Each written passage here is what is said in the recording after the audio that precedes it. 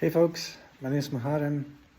I'm a bike enthusiast, motorbike enthusiast.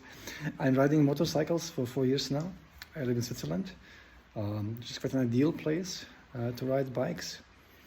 Plenty of good roads, mountain passes, alpine roads, etc.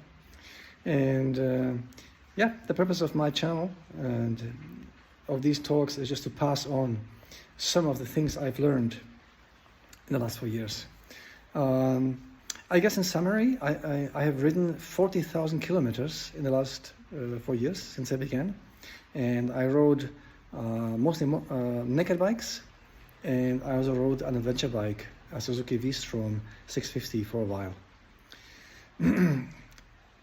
So my story is as follows. In 2020, I ordered a Honda CB300, which you can see here, which I still own and have.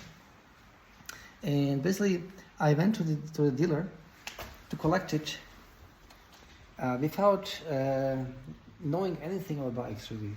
I never sat on a bike, never rode a bike. And I just went to a dealership and picked up the bike. And what I did is, there was like a small alley or back road behind the dealership.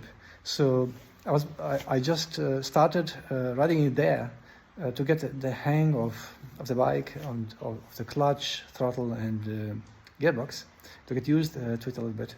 And it was pretty horrible experience. I don't recommend it. I actually fell a couple of times, and but I was doing like slow speed maneuvers. But eventually, like it took me maybe like an hour. I sort of learned how to handle the bike, and I was able to ride it home.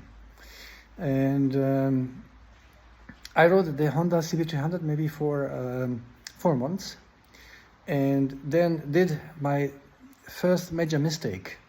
I bought a bigger bike. I bought a Suzuki V-Strom 650. It's a very nice machine, but it was way too big and too powerful and too complicated for a rookie rider like me. I wasn't ready for it yet. And this is the first piece of advice I would like to pass on. If you want to learn how to ride a bike properly, if you want to like learn good technique, how to handle like throttle, clutch, gearbox, how to have a good posture on the bike, how to sit on it properly, and how to have a good line through corners, and how to lean the bike properly, stay with a smaller bike. Why? Because as a beginner rider, there's so much you need to learn and absorb and to get into your system, like just switching gears, handling the throttle properly, and having a good posture on the bike and leaning it, appropriately. Just takes time to pick this up, to learn this, to get into your system. And if you have a big, heavy, powerful machine, you're just trying to survive and not drop the bike, and you can't focus on actually learning basic proper technique. So that's the first lesson I would like to pass on. Don't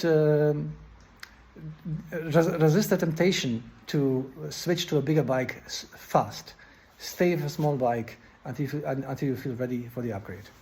Okay. Thank you so much. See you soon at the next bike talk.